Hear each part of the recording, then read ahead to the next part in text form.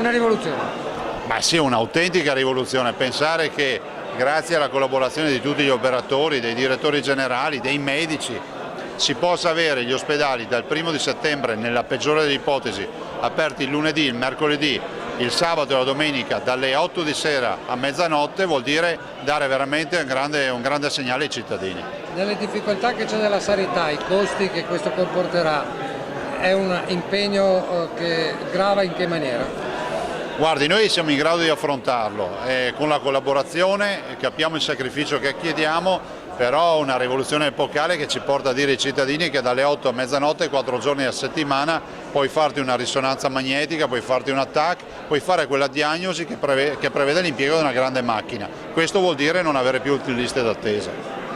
Si vede l'appello del Vescovo di Vittorio sui suicidi, no?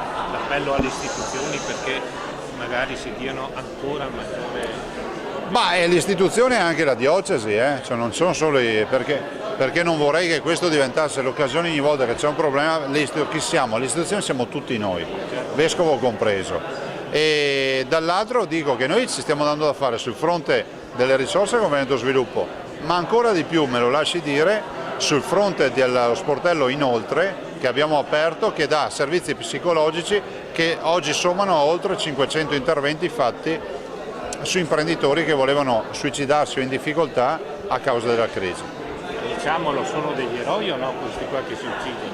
Ma guarda, io non sono per mitizzare nulla, nel senso che noi dobbiamo pensare che sono persone che hanno bisogno di aiuto e penso che la comunicazione, questo è un appello che faccio alla comunicazione, debba chiudere anche con un segnale positivo quando comunica magari un suicidio, che è quello di dire che c'è anche chi ce la fa. C'è anche chi si rivolge a uno sportello per chiedere aiuto, c'è anche chi trova altre alternative, perché non possiamo legittimare che questo diventi una norma per il nostro territorio.